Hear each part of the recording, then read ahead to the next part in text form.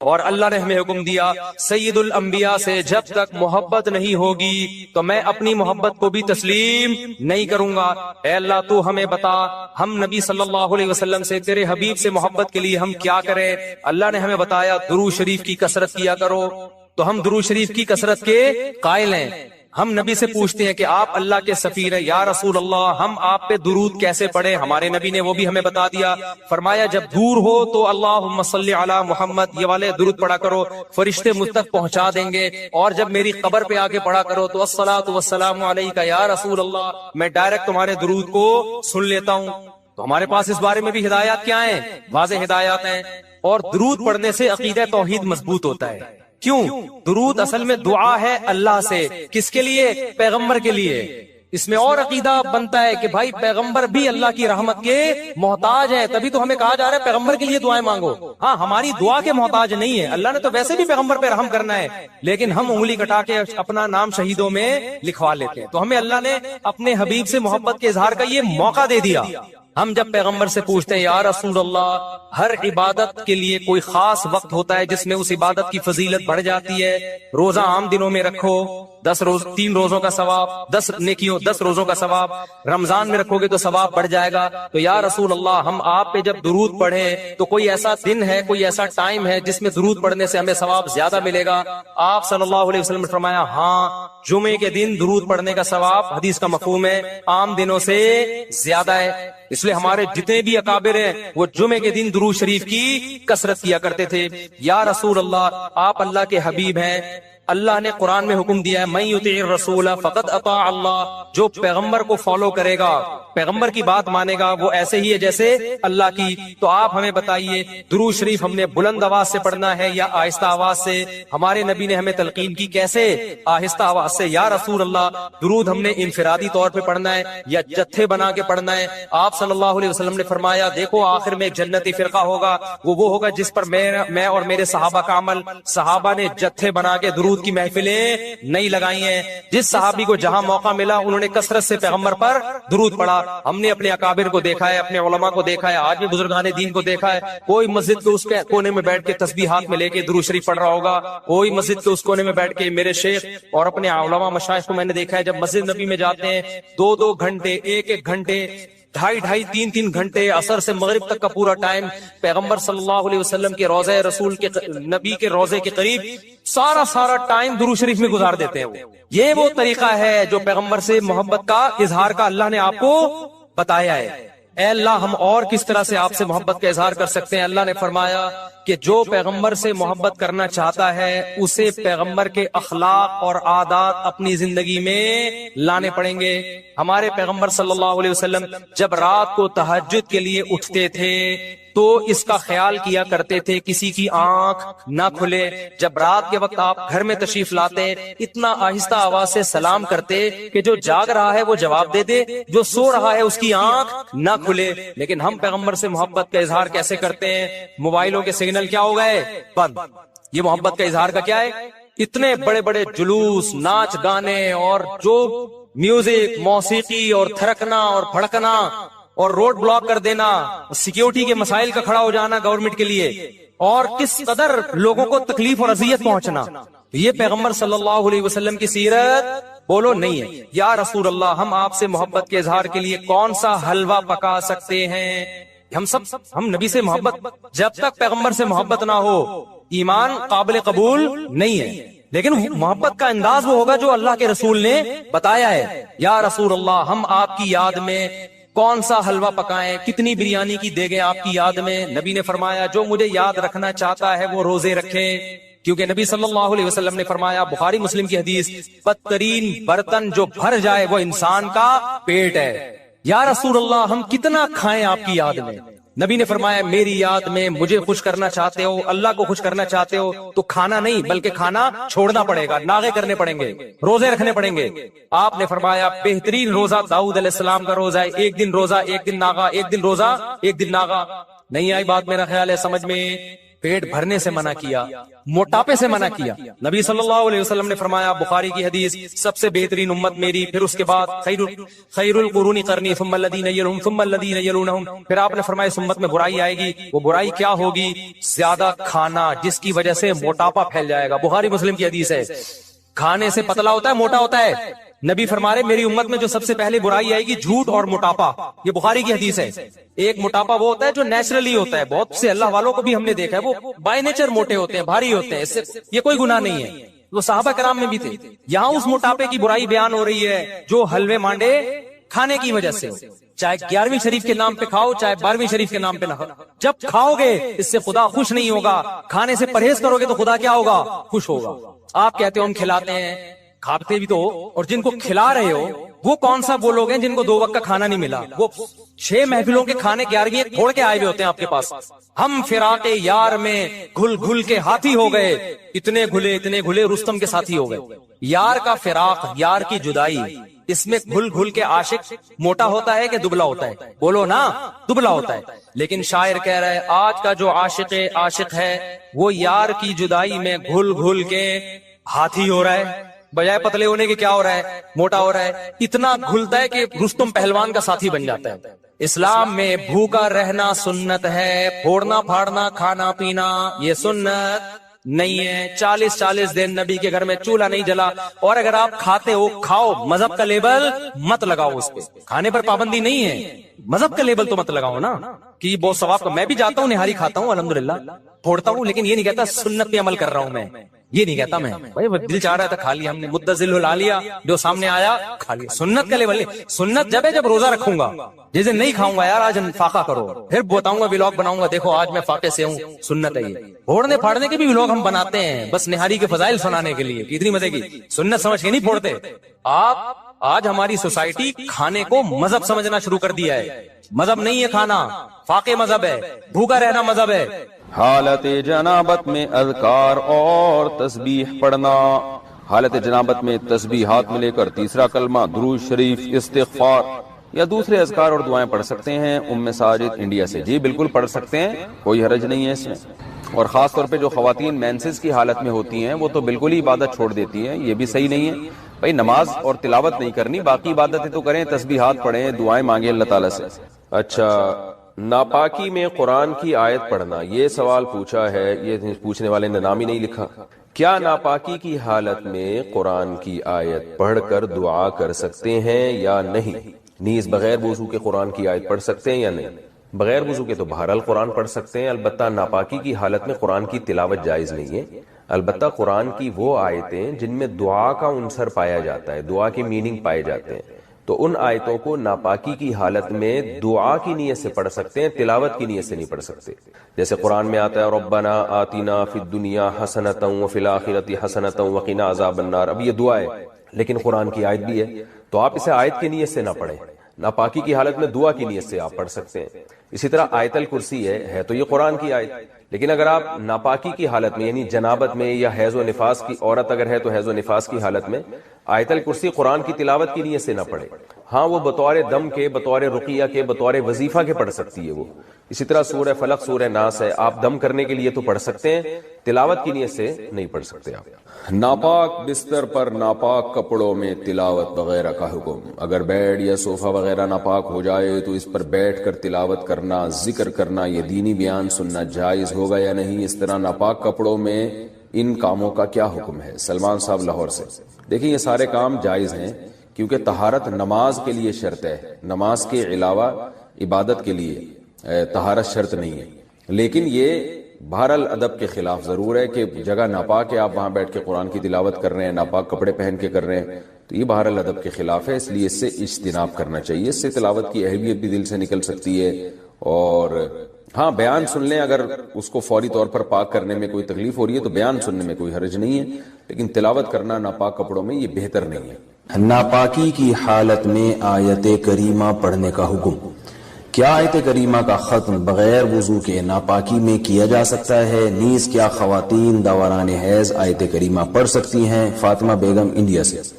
آیت کریمہ جب تلاوت پڑھی جاتی ہے نا بطور وظیفے یا دعا کے، تو اس میں قرآن کی نیت نہیں ہوتی، اور علماء نے یہ بات بیان کی ہے فقہاء نے کتابوں میں کہ قرآن کی کسی آیت کو بطور وظیفے کے یا بطور دعا کے پڑھا جائے تو وہ قرآن پھر قرآن نہیں رہتا، بلکہ وہ محض ایک دعا بن جاتی ہے، لہذا وہ ناپاکی کی حالت میں بھی پڑھی جا سکتی ہے۔ لہذا آیت کریمہ آپ اگر وظیفے کے طور پہ دعا کے طور پہ پڑھ رہی ہیں تو یہ کام ناپاکی کی حالت میں بھی ہو سکتا ہے۔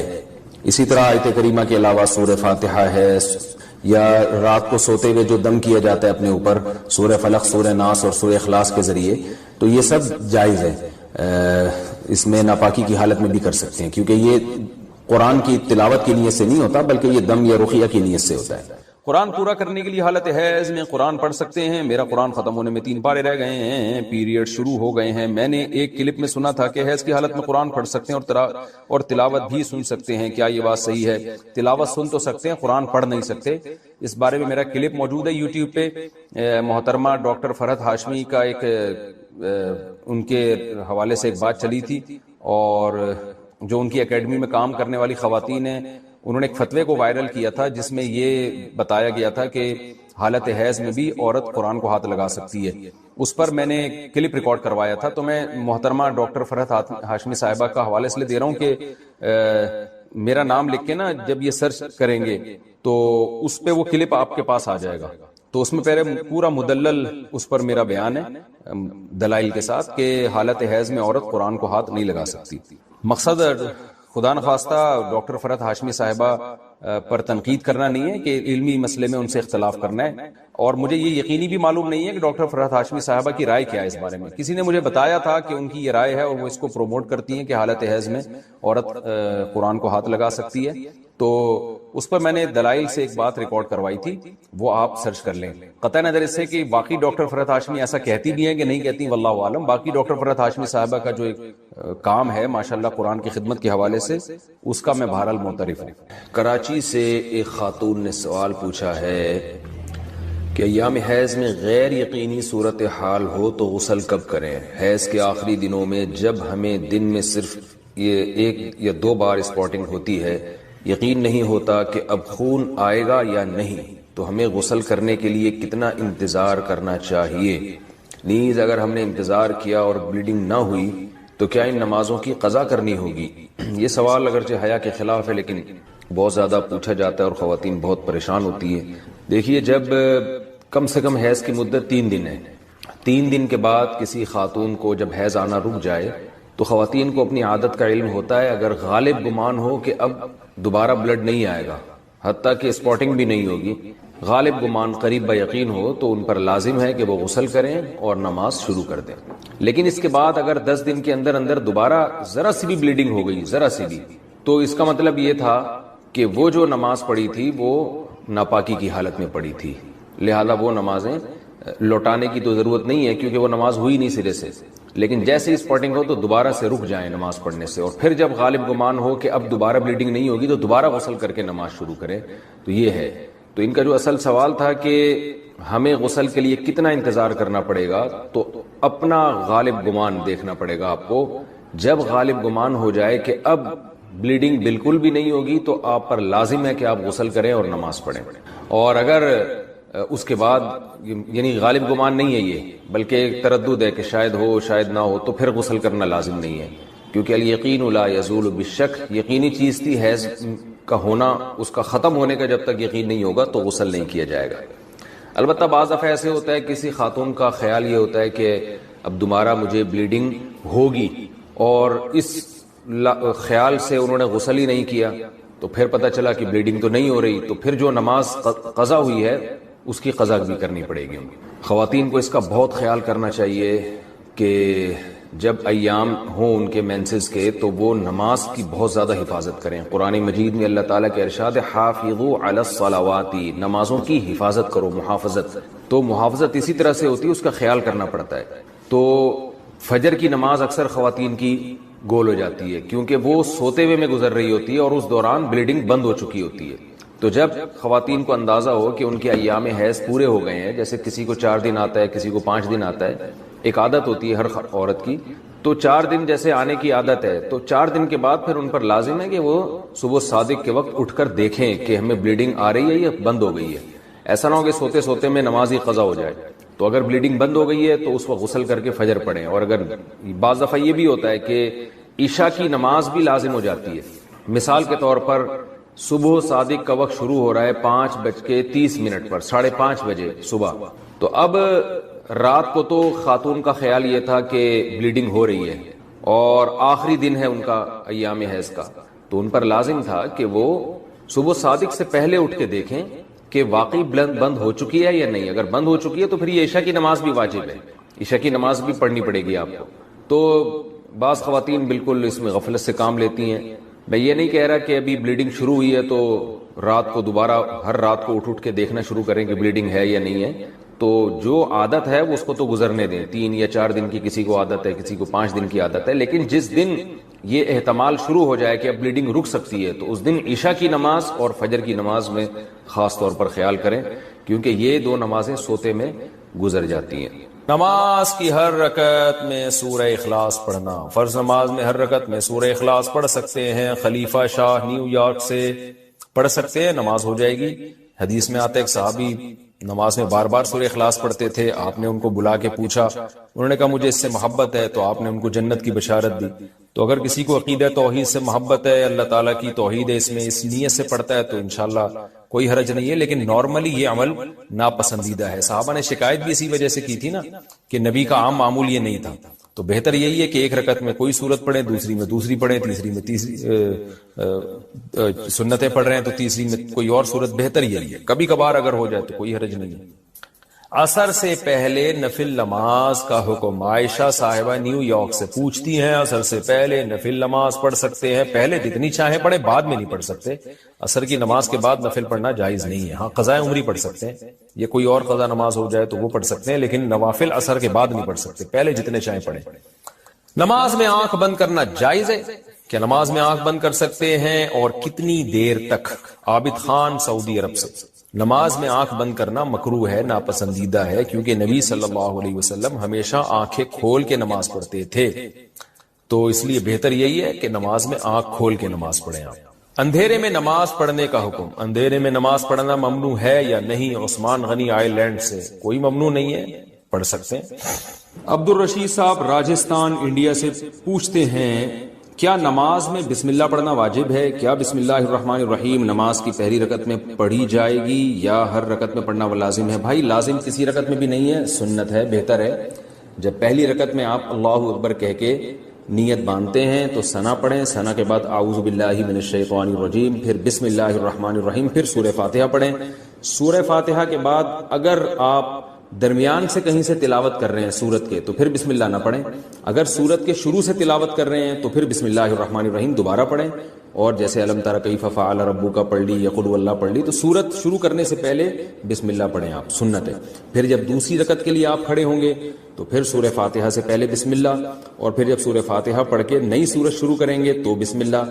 اگر سورت شروع نہیں کرتے، قرآن کے درمیان سے پڑھتے ہیں تو پھر بسم اللہ نہ پڑھیں، کیونکہ بسم اللہ سورت شروع کرنے سے پہلے پڑھنا سنت ہے. تو چاہے سورہ فاتحہ ہو یا کوئی نئی سورت ہو، اس سے پہلے بسم اللہ عام حالات میں بھی پڑھنی چاہیے اور نماز میں بھی. ہاں سورہ توبہ جب آپ پڑھیں گے تو پھر اس سے پہلے بسم اللہ الرحمن الرحیم نہ پڑھیں آپ. لیکن یہ واجب نہیں ہے، میں نے بتایا سنت ہے، چھوٹ جائے تو کوئی گناہ نہیں ہے.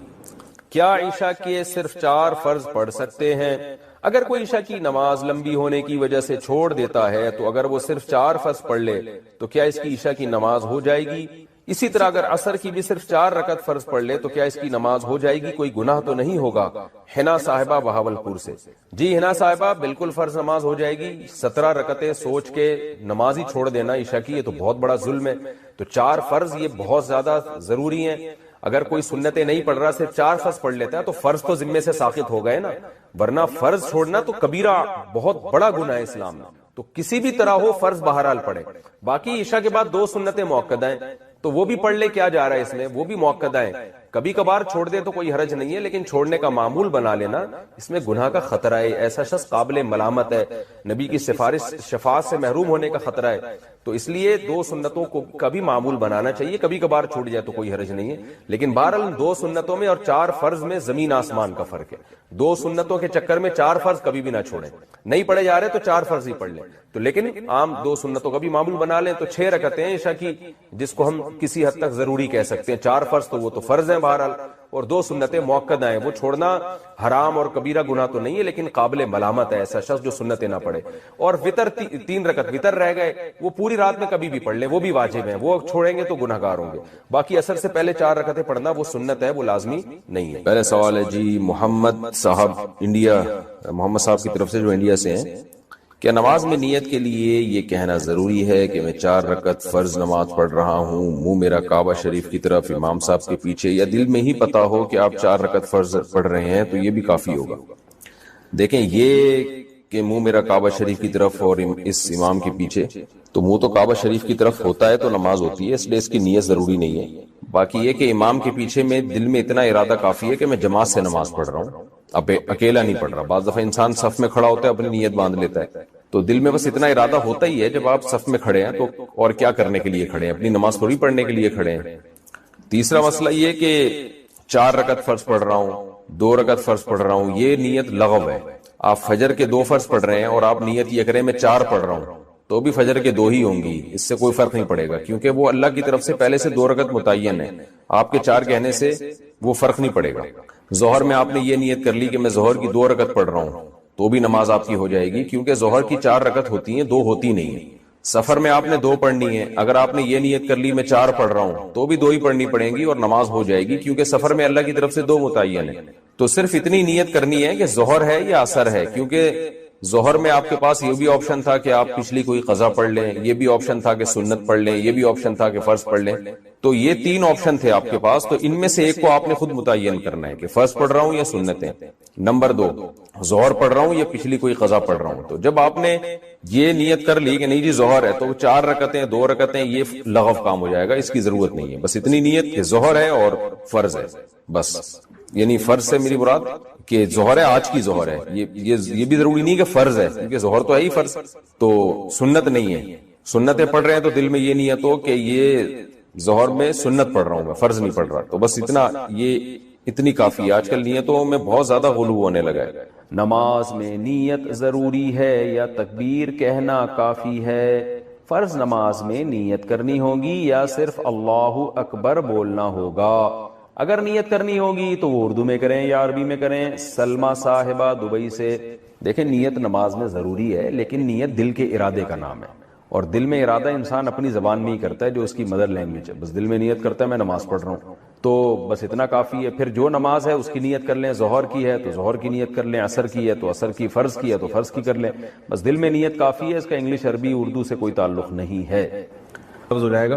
یعنی ہو سکتا ہے مستقبل میں معال کے اعتبار سے, یعنی فیوچر کے اعتبار سے ہو سکتا ہے وہ ہم سے اچھا, تو یہ مطلب ہے اس کا. انہوں نے اگلا جملہ کہا کہ اپنے آپ کو ہمیں جانوروں سے بھی بدتر سمجھنا چاہیے. یہ مجھے دیکھ رہا ہے ہم لوگ جانور سے بدتر ہے. میں نے کہا بھائی اگر اللہ نہ کرے بدعمالی پر موت ہو گئی, کفر پہ موت ہو گئی, تو ہم تو جانوروں سے بدتر ہی ہیں. اولئک کالانعام بل ہم اضل. قرآن کہتا ہے یہ جو برے لوگ ہیں یہ تو جانوروں سے ہی بدتر ہیں. تو کہہ رہے ہم تو برے نہیں. میں نے کہا ہو سکتا ہے بھائی کوئی ایسی برائی ہو, میں تعویل کر رہا ہوں نا, میں تعویل کر رہا ہوں تاکہ یہ بیان سنیں. اگلا جملہ انہوں نے کہا کہ بلکہ ہمیں اپنے آپ کو گدھے گھوڑوں سے بھی بدتر سمجھنا چاہیے. تو میں نے کہا وہ جانور میں گدھے گھوڑوں کی مثال, میں بھی تو گدھے گھوڑوں کی مثالیں دیتا ہوں نا. گرل فرینڈ بوائے فرینڈ کا جو ریلیشن ہے ایسے جیسے گدھے گھوڑوں کا, تو ایگزامپل ہے. انہوں نے کہا ہمیں اپنے آپ کو خنزیر سے بھی بدتر سمجھنا چاہیے. اب وہ کہہ رہے یہ کیا ہو رہا ہے؟ میں کہہ رہا ہوں دیکھو یار, اگر اعمال پہ موت نہ ہوئی تو خنزیر سے بھی بدتر تو ہوئے نا, بات تو ہے. آخر میں انہوں نے کہا ہمیں اپنے آپ کو گوں کے کنستر سے بھی برا سمجھنا چاہیے. یہ ہو گیا. میں نے کہا بھائی میرے اندر اب تعویل کا راستہ بند. وہ کہہ رہے کیوں, ہم انسان ہیں یار, وہ گوں ہیں. میں نے کہا یہ زیادہ ہو گئی.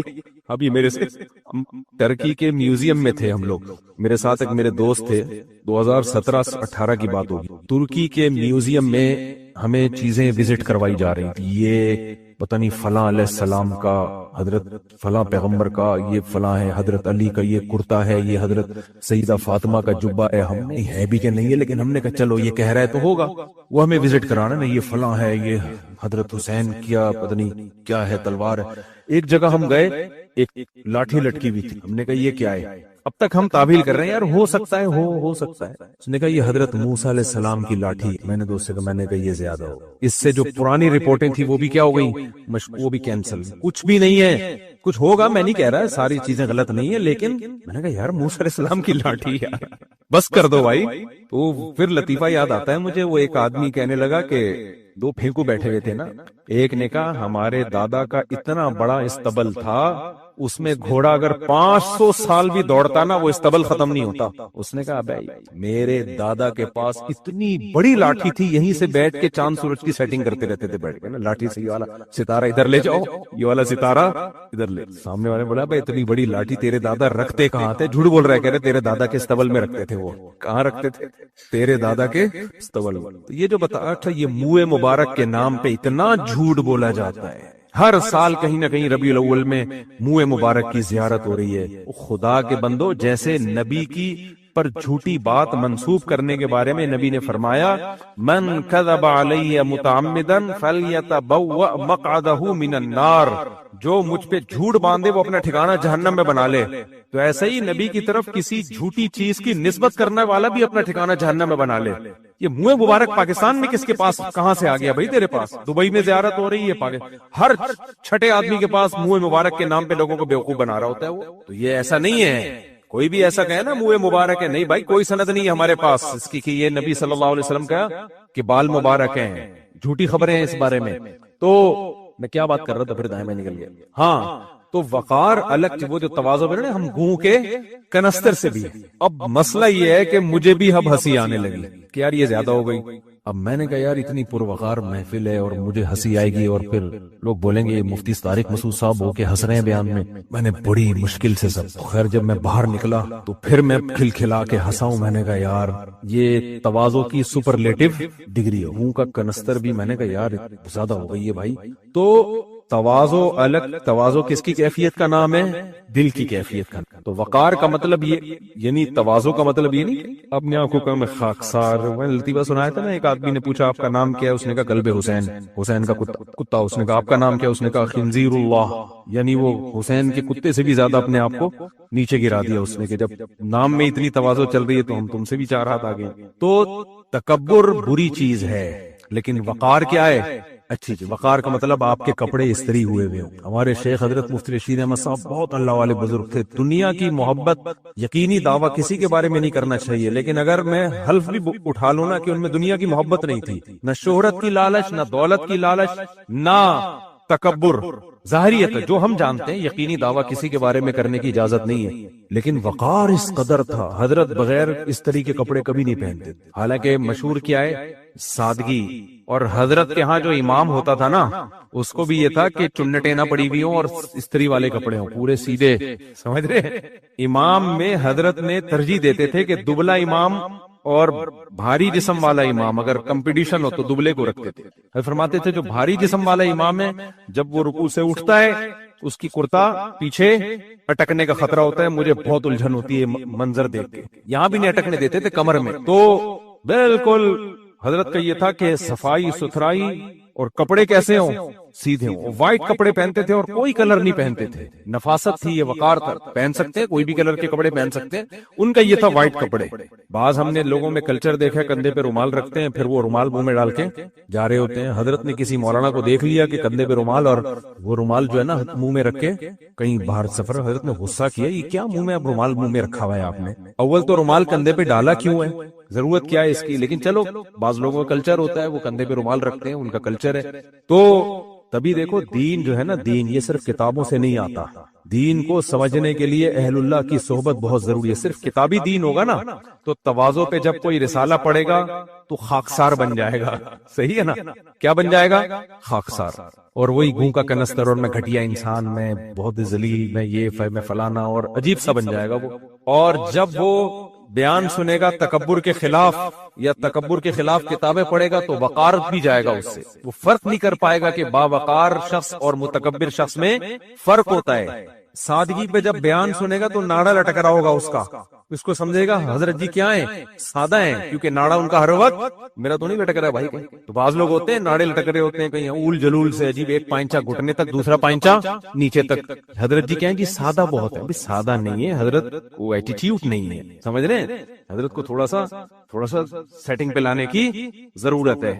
پھر یہ جو ہر چیز میں اول جلول ہی ہوں گے، پھر یہ ہر چیز میں اول جلول ہوں گے. یہ جو نعرہ لٹک رہا ہوتا ہے نا، اس پہ ایک لطیفہ ہے، کبھی اکیلے میں آؤ گے تو سناؤں گا، پبلک میں سنانے کا نہیں ہے. کچھ لطیفے ہم نے سنبھال کے رکھے ہوئے ہوتے ہیں، وہ کاپی رائٹ ہے، وہ خاص لوگوں کو پارسل کرتا ہوں، ہر ایک کو سناتا بھی، جس کا ظرف چھوٹا ہے اس کو تو سناتا بھی نہیں. وہ لطیفے بہت بڑے اعلیٰ ظرف کے لوگ ہوتے ہیں، ان کے لیے میں نے وہ لطیفے رکھے ہوئے ہوتے ہیں، وہ صرف انہی کو کاپی رائٹ ہے. سوچتا ہوں پیسے لے کے سنایا کروں میں، اتنے قیمتی لطیفے ایسے ہی ضائع نہ کروں میں. خیر، تو وقار ایک الگ چیز ہے اور تکبر بالکل الگ چیز. وقار شریعت میں مطلوب ہے، تکبر انتہائی بری چیز ہے. تکبر نام ہے دل کی کیفیت. تو ہم تکبر بطر الحق، حق کا انکار. کوئی غریب آیا آپ کے پاس، وہ چونکہ وہ چھوٹا ہے، وہ اپنا حق مانگ رہا ہے، ادھر دھونس جما رہے ہو آپ. اکثر تکبر کا اندازہ ہو جائے گا میاں بیوی کے جھگڑوں میں. بیوی کا خاندان غریب ہے، اپنے حق کے لیے لڑ نہیں سکتی، تو کیسے دبائے گا میاں اس کو؟ اس کے حقوق نہیں دے گا، بات بات پہ مارے گا، ڈانٹے گا، گالیاں دے گا. کیوں؟ اس کے حقوق کے لیے لڑنے والا کوئی بھی نہیں ہے. یہ کیا ہے؟ کبر. آپ اپنی اوقات بھول رہے ہو. میں اس کی ایک مثال دیتا ہوں. نبی صلی اللہ علیہ وسلم نے، ابو مسعود انصاری تھے یا عبداللہ بن مسعود، غالباً عبداللہ بن مسعود، ان کو دیکھا کہ اپنے غلام کو مار رہے ہیں. اب غلام کمزور ہوتا ہے، وہ تو ہاتھ بھی نہیں اٹھا سکتا، کوئی اس کا ساتھ بھی نہیں دے گا. اس کی دھلائی لگائی انہوں نے.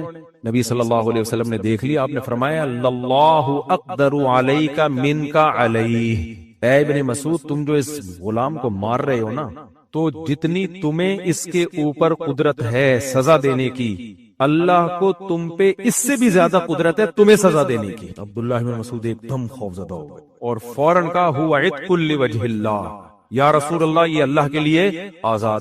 غلام آزاد کرنے کا مطلب پتہ ہے کیا ہے؟ اس زمانے میں کسی کے پاس 0 میٹر لینڈ کروزر ہو کروڑوں روپے کی، اور وہ اٹھا کے کسی کو گفٹ کر دے، یہ مطلب ہوتا تھا غلام آزاد کرنے کا. غلام سے زیادہ قیمتی چیز اس زمانے میں کوئی بھی نہیں تھی، کیونکہ انسان ہے جو آپ کو اس پر ملکیت ہے، 100% آپ کے کنٹرول میں ہے. غلام جو کمائے گا وہ مولا کا ہوگا. سمجھ رہے؟ غلام کا جو تصور ہے نا، جو کچھ کمائے گا تو وہ مالک اس کا کون ہے؟ اس کا مالک وہ ہے جو غلام کا مالک ہے. اس کی گردن جکڑی ہوئی ہے غلامی کے طوق میں، اس کی اپنی کوئی حیثیت نہیں ہے. مالک کے ذمہ صرف یہ ہے کہ پہلے تو میں یہ عرض کروں محرم کی اسلام میں فضیلت کیا ہے اور کیوں ہے یہ فضیلت. رسول اللہ صلی اللہ علیہ وسلم نے فرمایا کہ محرم کو آپ صلی اللہ علیہ وسلم نے شہر اللہ قرار دیا ہے. صحیح حدیث ہے کہ آپ صلی اللہ علیہ وسلم نے فرمایا، صحیح مسلم کی حدیث ہے کہ رمضان کے روزوں کے بعد سب سے زیادہ جو روزے افضل ہیں وہ شہر اللہ المحرم، اللہ کے مہینے محرم کے ہیں، یعنی اللہ کی طرف اس محرم کی نسبت کی جا رہی ہے. تو یہ ایک بڑی فضیلت کی چیز ہے. اور قرآن میں جن 4 مہینوں کو محترم قرار دیا ہے، عرب ان مہینوں میں جنگ و جدال کو حرام سمجھا کرتے تھے کہ یار یہ ناجائز ہے، اس میں جنگ نہیں کرنی چاہیے، ان مہینوں کا احترام لازم ہے. ان میں 4 مہینوں میں محرم بھی ہے. محرم، رجب، ذی الحجہ، ذی قعدہ، ذی الحجہ، یہ 4 مہینے ہیں جو محترم ہے، لیکن اس میں پھر رجب بھی داخل ہے اور ذی قعدہ بھی اور ذی الحجہ بھی، تو یہ بھی ہے. اور 10 محرم کے روزے کی بڑی فضیلت ہے. آپ صلی اللہ علیہ وسلم نے فرمایا 1 سال کے گناہوں کی معافی کا ذریعہ بنتا ہے. لیکن آپ نے فرمایا کہ یہودیوں کی مشابہت نہ کرو، کیونکہ یہودی 1 روزہ رکھتے ہیں تو ہم 9، 10 یا 10، 11 2 روزے ملائیں گے. تو یہ محرم کی فضیلت ہے. اور یہ کیوں ہے اس کی ہمیں وجہ معلوم نہیں ہے. جیسے کسی نے ابھی بھائی نے سوال پوچھا نا ایک کہ اس میں کوئی واقعات ہوئے تھے، تو پہلے میں بتا دوں 10 محرم میں جب نبی صلی اللہ علیہ وسلم نے محرم کے مہینے کی یہ فضیلت بیان کی تو اس کو کسی واقعے کی بیس پہ بیان نہیں کی ہے. اس بارے میں جتنے واقعات ہمارے پاس منقول ہیں کہ آدم علیہ السلام جنت سے زمین پہ آئے تھے، یا قیامت آئے گی اس دن، یا یہ کہ اور پتہ نہیں کیا کیا ابراہیم علیہ السلام کو آگ میں ڈالا گیا، یہ سب من گھڑت ہیں، اس کی کوئی حقیقت نہیں ہے، موضوع روایتیں. البتہ اس دن موسیٰ علیہ السلام اور بنی اسرائیل کو فرعون سے نجات ملی تھی، اس بارے میں روایت سندن بہتر ہے، یعنی اس کو مستند روایت کہا جا سکتا ہے. تو وہ یہ کہا جا سکتا ہے کہ 10 محرم کو موسیٰ علیہ السلام اور بنی اسرائیل کو اللہ نے فرعون سے نجات دی تھی. اسی بیس پہ یہودی روزہ رکھا کرتے تھے اس دن. تو یہ روایت کے علاوہ باقی جتنے بھی واقعات ہیں سب من گھڑت ہیں. باقی حضرت حسین رضی اللہ تعالی عنہ کو جو کربلا میں شہادت ملی ہے، وہ تو 10 محرم، وہ تو فضیلت تو اسلام میں پہلے سے تھی. تو حضرت حسین رضی اللہ تعالیٰ عنہ کا واقعہ تو بعد میں ہوا ہے، تو اس سے حضرت حسین کی شہادت کو اور فضیلت مل گئی کہ آپ کو ایک مقدس دن میں اللہ تعالیٰ نے شہادت عطا فرمائی ہے. دیکھو اللہ تعالیٰ نے جو ہمیں قرآن میں آیات بتائی ہیں یہ سب ہمیں اللہ کی طرف کھینچتی ہیں کہ ہم اللہ کے بن کے رہیں، جیسا جیسے اللہ کہہ رہے ویسے کریں، اپنے عمل کو درست کریں۔ سورہ بقرہ میں اللہ کا ارشاد ہے لیس البر ان تولوا وجوہکم قبل المشرق والمغرب ولکن البر من آمن باللہ والیوم الآخر والملائکۃ والکتاب والنبیین۔ فرمایا ادھر ادھر منہ کر لینا یہ کوئی نیکی نہیں ہے، اصل نیکی یہ کہ پہلے اپنا ایمان درست کرو اور پھر وَأَقَامَ الصَّلَاةَ وَآتَى الزَّكَاةَ وَالْمُوفُونَ بِعَهْدِهِمْ، نماز قائم کرو، زکوٰۃ دو، معاہدوں کی پابندی کرو، اور وَآتَى الْمَالَ عَلَى حُبِّهِ، صرف اللہ سے محبت کی بیس پر ذوی القربى رشتہ داروں کو پیسے دو، رشتہ داروں کو پیسے دو، وَالْيَتَامَى یتیموں کو کھلاؤ، یتیموں پہ خرچ کرو، وَالْمَسَاكِينَ مسکینوں کو کھلاؤ، وَابْنَ السَّبِيلِ مسافروں پر خرچ کرو۔ الو نہ بناؤ مسافر کو کہ اس کو کیا پتہ یہاں کے ریٹ کا تو الو بناؤ اس کو، ایسا نہیں، مسافروں کا خیال کرو۔ تو یہ 4 قسم کے طبقے پر احسان کرو، اور نماز بھی قائم کرو اور زکوٰۃ الگ سے دو، اور والصابرین فی البأساء والضراء، کوئی پریشانی آئے تو صبر کرو، چاہے وہ مالی پریشانی ہو، فی البأساء والضراء جسمانی پریشانی، وحین الباس اگر میدان جنگ میں لڑنا پڑے تو میدان جنگ میں صبر سے لڑو۔ اولئک الذین صدقوا، اللہ فرماتے ہیں جن لوگوں کی یہ صفات ہیں یہ ہیں سچے ایمان کے دعوے میں۔ ہم لوگوں نے اسلام کو بھی ایک یعنی یوں سمجھیں کہ ایک فیشن ہوتا ہے نا، مختلف قسم کے موسموں میں مختلف قسم کی ایکٹیویٹیز ہوتی ہیں۔ محرم میں ہمارے ایک نئی قسم کی ایکٹیویٹیز ہوتی ہیں، ربیع الاول میں الگ قسم کے مسلمان بنے ہوتے ہیں ہم لوگ، ٹھیک ہے نا۔ تو یہ 2 مہینے خاص طور پر ایسے ہیں جس میں یہ 2 مہینے کی جتنی ہماری ایکٹیویٹیز ہیں وہ سب ہم اخپل طریقے سے گزارتے ہیں، جس طرح اللہ اس کے رسول نے بتایا اس طرح سے نہیں گزارتے۔ اسلام میں کسی کی یوم ولادت یا یوم شہادت یا یوم وفات اس کو کوئی اہمیت نہیں دی گئی ہے، اگر دی گئی ہوتی تو سب سے پہلے محمد صلی اللہ علیہ وسلم کا یوم وفات کا دن ایسا تھا کہ اس پہ ہمیں غم منانے کا حکم دیا جاتا، اور یوم ولادت ایسی تھی جس پہ ہمیں خوشی منانے کا حکم دیا جاتا۔ کہیں بھی نہیں ملتا ہمیں۔ بعض حضرات یہ کہتے ہیں کہ آپ صلی اللہ علیہ وسلم کو خواب آیا تھا جس میں بتایا گیا کہ آپ کے نواسے حضرت حسین جو جنت کے سرداروں کے جنت کے نوجوانوں کے سردار ہیں ان کو آپ کی امت شہید کرے گی، تو آپ بلک بلک کے رونے لگے۔ اس سے بعض لوگ استدلال کرتے ہیں دیکھو غم حسین میں رونا چاہیے۔ تو یاد رکھو نبی صلی اللہ علیہ وسلم کو جب اطلاع ملی آپ کو غم ہوا آپ روئے، تو جب بھی کوئی غم کسی کو پہنچتا ہے اس کی آنکھوں سے آنسو نکلنا یہ نیچرل ہے۔ تو ایسی خبر کو سن کے آپ کو رونا آ جائے تو یہ سنت ہے، اس میں کوئی حرج نہیں ہے۔ لیکن کیا ہر سال نبی صلی اللہ علیہ وسلم جس دن یہ خواب آیا تھا تو اگلے سال اسی تاریخ میں دوبارہ روئے، پھر اسی تاریخ میں دوبارہ روئے؟ بھائی جب غم کی خبر ملی تو روئے آپ صلی اللہ علیہ وسلم۔ حضرت جعفر طیار آپ کے چچا زاد بھائی، ان کی شہادت کی آپ کو اطلاع ملی تو بھی آپ کے آنکھوں سے آنسو جاری ہوئے، تو کیا اب حضرت جعفر کے غم میں رونا بھی سنت ہوگا؟ بولو نا بھائی۔ اگر آپ صلی اللہ علیہ وسلم حضرت عثمان کے دور میں زندہ ہوتے اور اس طرح بے دردی سے حضرت عثمان کو شہید کیا جاتا تو کیا آپ نہ روتے ہے بھائی؟ تو پھر حضرت عثمان کی یوم شہادت پہ رونا بھی کیا ہے؟ سنت ہونا چاہیے نا۔ حضرت عثمان کی شہادت کی نبی کو اطلاع ملی تھی، وہ جھوٹی افواہ تھی۔ صلح حدیبیہ کے موقع پر آپ صلی اللہ علیہ وسلم نے حضرت عثمان کو قاصد بنا کے بھیجا، اطلاع ملی کہ ان کو شہید کر دیا۔ آپ ایسا درد اور ایسا غضبناک ہوئے کہ آپ نے 1400 صحابہ سے موت پر بیعت کی۔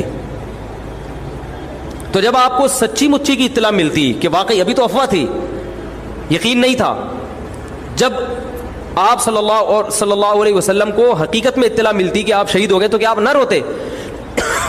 آپ صلی اللہ علیہ وسلم کو اپنی نواسی آپ کی گود میں تھی، اس کا انتقال ہوا، آپ کی آنکھوں سے آنسو جاری ہوئے۔ صحابہ نے کہا یا رسول اللہ آپ تو ہمیں صبر کی تلقین کرتے ہیں، آج آپ رو رہے ہیں۔ تو فرمائیے اللہ کی رحمت ہے، یہ تو اللہ کی رحمت ہے بھائی، اولاد ہے میری۔ تو کیا جب حضرت وہ جو آپ صلی اللہ علیہ وسلم کی نواسی کا انتقال کی تاریخ آئے گی تو ہم سب روئیں گے بیٹھ کے؟ بولو نا بھائی۔ تو کہاں کی کہاں لگا دیتے ہیں. دیکھو ہر بدعت کو جائز کرنے کے لیے نا کچھ دلیل ہر ایک کو مل جاتی ہے. تو میں بار بار کہتا ہوں جو شیعہ حضرات ہیں ان کا مسلک ہے, وہ تو صحابہ کو نہیں مانتے, تو ان کا جو مسلک ہے ان کو کرنے دیں, ان کے کام میں ٹانگ نہ اڑائیں, نہ ان سے بحث کریں, نہ ان کے کام میں ٹانگ اڑائیں. بولے بھائی آپ کا مسلک ہے آپ کریں. میں کہتا ہوں جو سنی لوگ ہیں جن کے اصول ہی الگ ہیں ان سے, وہ یہ سب کیوں کر رہے ہیں؟ بھائی یا تو ادھر ہو جاؤ, شیعہ بن جاؤ. کس نے روکا ہے؟ کوئی گورنمنٹ کی طرف سے پابندی تھوڑی ہے, کوئی پابندی نہیں ہے. آپ شیعہ بن جائے کوئی نہیں روکے گا آپ کو. کوئی شیعہ سنی بننا چاہے اسے کوئی نہیں روکتا, کوئی سنی شیعہ بننا چاہے اسے کوئی نہیں روکتا. لیکن جب آپ سنی ہیں تو پھر آپ کو ان اصولوں پہ چلنا پڑے گا جو اہل سنت والجماعت علماء نے بتائے ہیں. اہل سنت والجماعت کے ہاں رونا عبادت نہیں ہے. ہاں آپ نے کسی دن کربلا کا واقعہ سنا, چاہے محرم میں سنا, ربیع الاول میں سنا, حضرت حسین رضی اللہ تعالیٰ عنہ کی ایک جو دردناک شہادت کا واقعہ آپ نے سنا, آپ کو رونا آ گیا, تو یہ عین ایمان کی علامت. میرے بیان اب ویڈیو ریکارڈ ہوتے ہیں, پہلے ریکارڈ نہیں ہوتے تھے, آڈیو چلتے تھے. تو میں نے 2 دفعہ زندگی میں پہلی دفعہ جب یہ واقعہ بیان سنا, بیان کے دوران میں بھی رو رہا تھا اور سننے والے بھی رو رہے تھے. نیچرلی آ گیا رونا. پھر دوبارہ میں نے یہ واقعہ بیان کیا, مجھے بھی رونا آ گیا اور سننے والوں کو بھی آ گیا. یہ نیچرل جو آ گیا. لیکن اگر میں اس لیے بیٹھوں کہ میں روؤں, آج میں پروگرام ہے باقاعدہ, بولو بھائی, رونے کا, اور آپ کو بھی رلاؤں گا, اور وہ محرم کا واقعہ میں اگر ربیع الاول میں بیان کروں گا تو رونا آ گیا مجھے. تو جو خود سے کسی کا واقعہ سن کے رونا آ جائے اس پہ پابندی نہیں ہے, بلکہ اہل بیت سے محبت کی علامت ہے. لیکن یہ واقعہ جب ہم نے بیان کیا حضرت حسین کا تو مجھے رونا آیا. بالکل اسی طرح رونا جب حضرت عثمان کا واقعہ بیان کیا تو بھی آیا. ظلم تو ان پر بھی ہوا تھا, کوئی کم تھوڑی ہوا تھا. بلکہ مجھے یاد ہے جب میں نے پہلی دفعہ نبی صلی اللہ علیہ وسلم کی سیرت پڑھی, بالکل چھوٹا بچہ تھا میں اس وقت, میری عمر 9 یا 10 سال ہوگی, اور وہ آپ صلی اللہ علیہ وسلم کی وفات کا واقعہ لکھا تھا. تو اتنے بچے میں تو اتنی سمجھ نہیں ہوتی, لیکن جب مجھے یاد ہے میں پڑھ رہا تھا تو مسلسل آنکھوں سے آنسو بہ رہے تھے. ایسا دردناک واقعہ نبی صلی اللہ علیہ وسلم کی وفات کا. تو وہ تو کسی کے بھی وفات کی خبر جب ہم سنتے ہیں تو نیچرلی رونا آتا ہے انسان کو. کبھی وہ انسان کوشش تو برداشت کرنے کی کرنی چاہیے. لیکن اب ہمارے ہاں واقعات سنا کے باقاعدہ رونے کے پروگرام ہوتے ہیں. یہ اسلام کی تعلیمات نہیں ہے, یہ اسلام کی تعلیمات نہیں ہے. کیونکہ اسلام میں صبر کا حکم ہے. جو خود سے رونا آ جائے نا انسان کو تو وہ ایک نیچرلی ہے. اور کربلا کا واقعہ صرف اس نیت سے بیان کرنا کہ تاکہ میں بھی روؤں آپ بھی رو, یہ غلط ہے. یہ اہل سنت والجماعت کے ہاں یہ اسلامی تعلیمات کے منافی ہے. سمجھ میں آ رہی ہے بات کہ نہیں آ رہی؟ اور کسی مخصوص دن کے ساتھ تو ویسے بھی خاص نہیں ہے یہ. اور ویسے بھی شریعت میں صحیح بخاری مسلم کی حدیث ہے, آپ صلی اللہ علیہ وسلم نے نوحہ کرنے والی عورتوں پہ لعنت, نیاحہ کہتے ہیں چیخنا چلانا. آپ کو پتہ ہے زمانے جاہلیت میں جب کسی کی میت ہوتی تھی تو باقاعدہ پیسے دے کے عورتوں کو رلوایا جاتا تھا, پیسے دے کے. آج بھی بہت جگہوں پہ یہ ہو رہا ہے, پیسے دے کے رلوایا جاتا ہے. تو نبی نے تو ان عورتوں پہ لعنت کی ہے جو فری میں روتی ہیں, پیسے دے کے نہیں, جو فری میں میت پہ روتی ہیں. اور چیخ چلا کے رونا تو ویسے ہی حرام ہے اسلام میں. میت پہ جب بھی نبی صلی اللہ علیہ وسلم روئے ہیں آپ کی آنکھوں سے آنسو, بس چیخ چلا کے نہیں روئے ہیں. حضرت جعفر طیار بھی تو اہل بیت میں سے تھے. جب شہید ہوتے ہیں آپ کی 4 جوان بیویاں بیوہ ہوتے ہیں, چھوٹے چھوٹے بچے یتیم ہو جاتے ہیں, تو ان کی بیویاں جب روتی ہیں تو گھر سے باہر آواز آتی ہے. آپ نے پہلی دفعہ سمجھایا جا کے کہ ان سے بولو اپنی آوازوں کو پس کرو. جب دوبارہ تو آپ نے فرمایا منہ پہ خاک پھینک دو جا کے. حالانکہ ان کا جو رشتہ حضرت جعفر طیار سے تھا وہ ہمارا نہیں ہے, ہم تو بہت دور کے ہیں. اہل بیت سے جو جتنا ان کی بیویوں کا رشتہ ہے اتنا تو ہمارا نہیں ہے نا. ان کو چیخ کے رونے کی اجازت نہیں دی. اور آج ہمارے ہاں کیسے ہوتا ہے, ہا ہو چیخ رہے ہیں, پیٹ رہے ہیں. گریبان چاک کرنا اسلام میں حرام ہے روتے ہوئے. گریبان چاک کرنا اس پہ لعنت ہے نبی صلی اللہ علیہ وسلم کی. تو آج گریبان بھی چاک ہو رہا ہے, رو بھی رہے ہیں, پیٹ بھی رہے ہیں. تو بھائی وہ شیعہ حضرات کا ایک مسلک ہے, ان کی رائے ہے, ان کو ان کی رائے پہ چلنے دو. آپ جو اہل سنت والجماعت کو فالو کرتے ہو تو یا تو ادھر ہو جاؤ یا ادھر ہو جاؤ, درمیان میلہ لٹکو. درمیانی آدمی کہیں کبھی نہیں ہوتا. درمیان کی جو جنس ہے وہ کہیں کی ہوتی ہے. وہ بیچارہ نہ مرد سے شادی کر سکتا ہے نہ عورت سے. وہ کہتا ہے یا اللہ اگر مجھے آپشن دیتا یا تو ادھر کر دیتا, یا وہ تو ایک اللہ نے آزمائش بنا دی اس کو بیچارے کو, وہ آزمائش ہے, اسی آزمائش پہ اس کو قیامت کے دن اجر ملے گا. لیکن اپنے اختیار سے انسان بیچ کا بننے کی کوشش کرے, یہ ٹھیک نہیں ہوتا. اپنے اختیار سے یا تو شیعہ بن جاؤ یا پورے سنی بن جاؤ. تو اہل سنت حدیث کی کتابوں کو فالو کرتے ہیں, اور جو ہماری بخاری مسلم ہے شیعہ حضرات نہیں مانتے ان کتابوں کو, وہ نہیں فالو کرتے ان کو. تو ہم تو ان کو فالو کرتے ہیں. اگر آپ کہتے ہو میں نہیں مانتا ان حدیثوں کو, تو پھر بہت ساری چیزیں اور بھی ہیں وہ بھی چھوڑ دو. پھر آپ سمجھ میں آ رہی ہے بات, پھر وہ بھی چھوڑ دو. تو ہم تو ان کتابوں کو فالو کرتے ہیں. ہمارے نبی صلی اللہ علیہ وسلم کے احکام ہیں, میت پہ رونا پیٹنا منع. جب حضرت حسین رضی اللہ تعالی عنہ کا قتل ہوا ہے کربلا میں, اور یقیناً یہ بہت بڑا بدترین ظلم تھا تاریخ کا, تو حضرت جو آپ کے اہل بیت جو باقی بچ گئے تھے ان کا کیا ری ایکشن تھا, جو صحیح اسناد سے جو چیزیں ثابت ہیں ان کا کیا ری ایکٹ تھا. کیا امام زین العابدین نے اس طرح سے نوحے کیے تھے کہ آپ نے سینوں کو پیٹا تھا؟ انہوں نے صبر کیا تھا انہوں نے, اور یہی اہل بیت کی شان تھی. تبھی تو قرآن کے الفاظ کیا ہیں کہ نیکی صرف یہ نہیں ادھر ادھر منہ کر کے نمازیں پڑھ لو, بلکہ والصابرین فی البأساء, جو پریشانیوں کے وقت کیا کرتے ہیں, صبر. تو ہماری نظر میں حضرت حسین کا قتل بھی ایک بہت بڑی ٹینشن, بہت بڑی پریشانی, مگر اس پر ہمیں صبر کا حکم ہے. اگر ہمارے اندر انتقام کی طاقت ہوتی تو انتقام لے لیتے ہم. جو بھی قاتلان حسین تھے ہمیں پتہ چلتا کہ یہ ہے, ہم انتقام لیتے ان سے. اگر انتقام نہیں لے, وہ تو چلے گئے دنیا سے اپنے ٹھکانوں کو, جو جس نے جہنم رسید ہونا تھا وہ تو جہنم رسید ہو چکا ہے. اور اللہ نے حضرت حسین رضی اللہ تعالی عنہ کو شہادت کی برکت سے جنت کے جوانوں کا سردار بنا دیا ہے. تو جس کا جو ٹھکانہ تھا, جس ملعون نے جہاں جانا تھا وہ چلا گیا. اب قرآن کیا کہہ رہا ہے, تلک امۃ قد خلت, جہاں بھی قرآن ایسے واقعات بیان کرتے, یہ قوم تھی جو گزر گئی, لہا ما کسبت, جس نے جو کیا اس کا بدلہ ملے گا, ولکم ما کسبتم, تم اب تمہارے اعمال اللہ دیکھے گا. اعمال کا مطلب دیکھے گا جن چیزوں کو اللہ نے حلال کیا تم اس پر عمل کرتے ہو, جن چیزوں کو حرام قرار دیا اس سے بچتے ہو کہ نہیں بچتے, یہ چیزیں دیکھی جائیں گی. تو محرم کے ایک الگ, ہمیں محرم نبی صلی اللہ علیہ وسلم کی زندگی میں ہمیشہ آیا ہے, اس میں کیا احکام ہے. محرم میں آپ نے نکاح بھی کیا ہے, محرم منحوس نہیں ہے, محرم تو اشہر حرم میں سے ہے, برکت والا مہینہ ہے. اس میں جو کام کیا جائے گا اس میں برکت ہوگی. اس میں شادی بیاہ کریں گے اس میں انشاءاللہ برکت ہوگی, اس میں کوئی اور عبادت کریں گے اس میں برکت. نبی صلی اللہ علیہ وسلم نے محرم کی الگ فضیلت بیان کی کہ اس میں عبادت کا ثواب, محرم کے روزوں کا ثواب عام مہینوں سے زیادہ ہے. تو یہ سب ہماری شریعت کی تعلیمات ہیں. تو ہمیں ایک طرف ہو جانا چاہیے, ہمیں اسی کو فالو کرنا چاہیے. ہاں یہ وہ دور نہیں ہے کہ آپ دوسروں پہ جا کے انگلیاں اٹھائیں, تم یہ کیوں کر رہے ہو, یہ کیوں, بس چھوڑ دو اس کو, جو جب اس کو سمجھ میں آئے گی تو آ جائے گا, نہیں آئے گی تو 73 فرقے ہیں نا, تو یہ آپ تھوڑی ختم کرو گے, یہ حضرت عیسیٰ علیہ السلام آ کے ختم کریں گے. تو جو کام عیسیٰ علیہ السلام کا ہے وہ خود کرنے کی کوشش, بولو بھائی, مت کرو. آپ دیکھو کہ ان میں جو صحیح ہے اس کو فالو کرو, باقی بھائی جیسا کر رہے ہو. ہمارے پاس نہ کوئی پولیس ہے نہ کوئی پاور ہے, پولیس بھی ہوتی تو بھی کچھ نہیں کرتی. ہم اگر پولیس میں ہوتے تو کیا کر لیتے. فساد ہوتا ہے ان چیزوں سے. افغانستان میں جب طالبان کی حکومت تھی, او بھائی کون سی والی گھڑی صحیح ہے, میری گھڑی میں تو کیا ٹائم ہو رہا ہے, کبھی آگے چلیے. اچھا پھر ابھی بس اذان ہونے والی ہے, ٹھیک ہے بتا. تو کیا کہہ رہا تھا یار میں,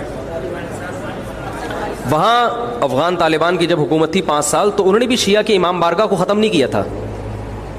سمجھ رہے بات کو, ایک حد بندی کر دی تھی, ختم نہیں کیا انہوں نے بھی شیعوں سے صلح کی تھی, مذاکرات کیے تھے. بھائی ٹھیک ہے آپ اپنی امام بارگاہ کے اندر جو آپ کی ایکٹیویٹیز ہیں آپ وہ کرو. حالانکہ کتنی پاورفل حکومت تھی, اس لیے کہ اتنی بڑی تعداد میں انہوں نے کہا بھائی ہم کیسے پابندی لگائیں, ایک پورا ایسے ممکن نہیں ہے ہمارے لیے. تو گورنمنٹ کے لیے بہت سی چیزیں ممکن نہیں ہوتی, پابندیاں نہیں لگا سکتی گورنمنٹ. تو جو طالبان نہیں ختم کر سکے, حالانکہ طالبان سنی مسلک کے تھے اور وہ شیعہ بالکل ایک.